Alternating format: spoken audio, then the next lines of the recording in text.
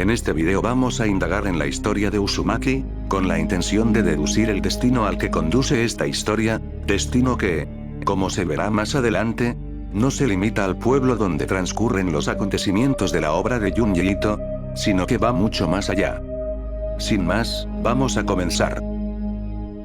Uzumaki, tanto en la serie como en el manga, nos presenta a un pueblo que comienza a ser amenazado por una fuerza desconocida, la cual se manifiesta en la forma de espirales capaces de alterar la realidad y el tiempo.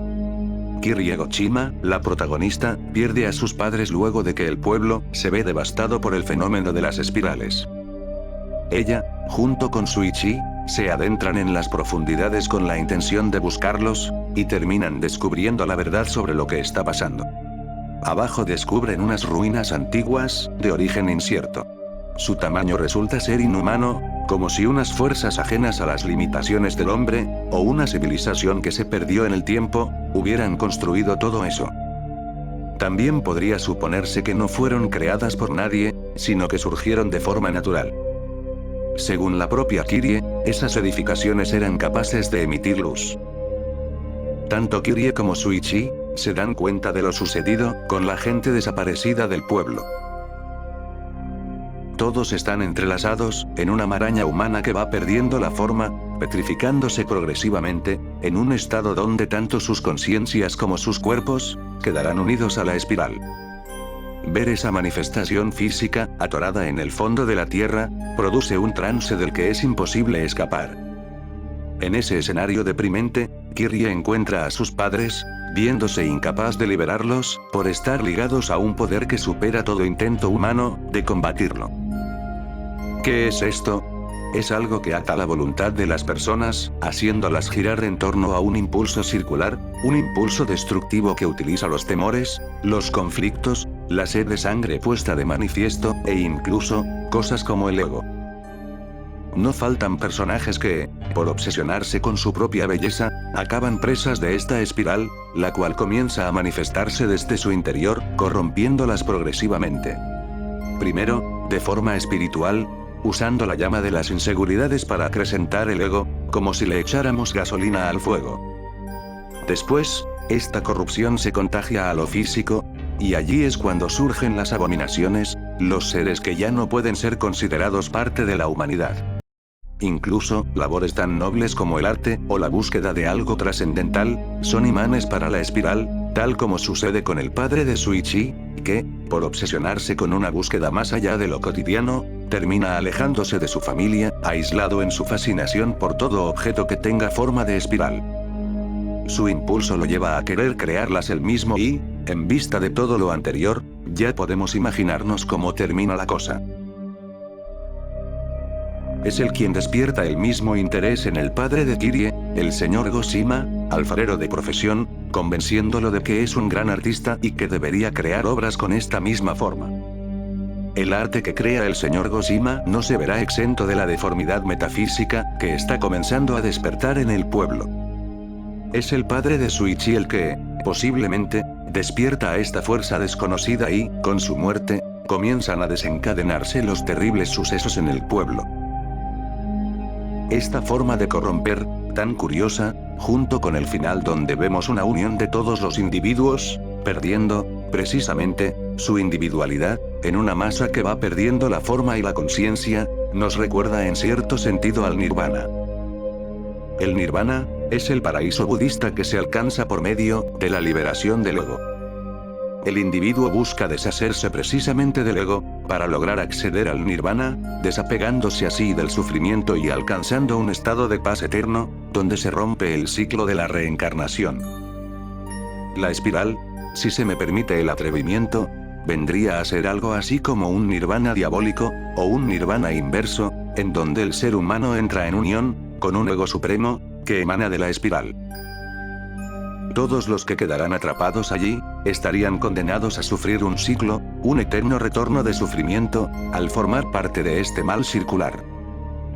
El mismo Shuichi, al ver la edificación que está bajo la tierra, dice que es como si esa cosa maldijera al pueblo, por estar tan escondida, y oculta a la vista del mundo, como si tuviera vida propia y quisiera seguir construyéndose a sí misma, absorbiendo todo lo que hay alrededor.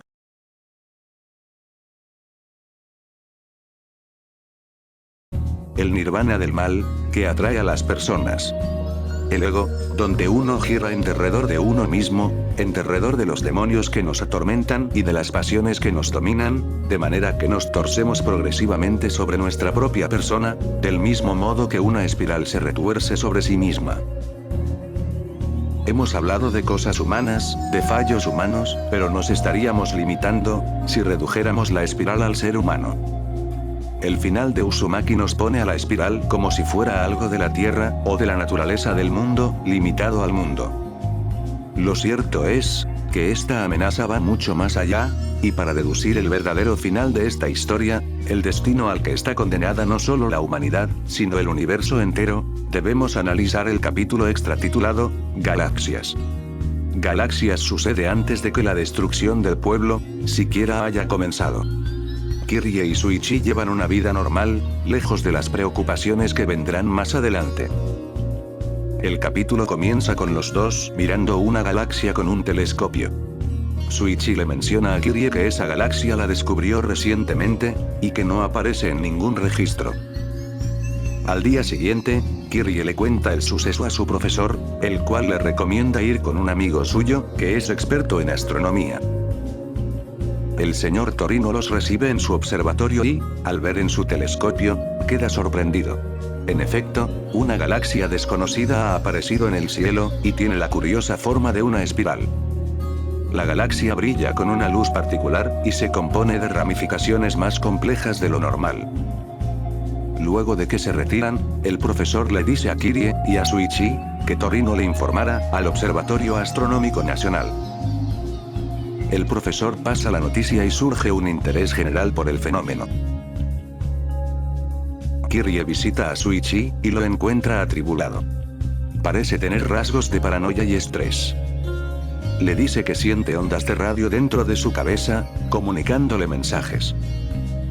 Pasan los días y, el señor Torino, que no ha dejado de observar la galaxia desde su observatorio, siente lo mismo, solo que le da la impresión de que es la galaxia, la que intenta comunicarse con él.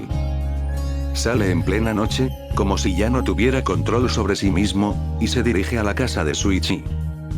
No entra, sino que le habla telepáticamente. Al parecer, ambos pueden comunicarse de esta manera a raíz de lo sucedido. Los dos hablan, aún con preocupación en sus rostros, acerca de cómo han sentido la extraña señal en sus cabezas y, luego de eso, Torino le dice a Shuichi, que él quiere ser quien figure como descubridor de la galaxia, a pesar de que Shuichi fue quien la vio primero. Torino menciona que una entidad le ha comunicado su deseo, de que él sea el descubridor y que, si no accede, tendrá que acabar con su vida. Al final, Shuichi accede. Se corre la noticia de que Torino es el descubridor y, ante eso, Kirie y su profesor se dirigen hacia el observatorio de Torino, para reclamarle. Torino, perdido en sus propios pensamientos, insiste en que una fuerza superior, con sus enormes ondas de radio, le ha enviado señales, y no accede a las reclamaciones de Kirie y el profesor. Curiosamente, durante esos días aparecieron nuevas galaxias que causaron discusiones entre la gente del pueblo por ver quién las había descubierto primero.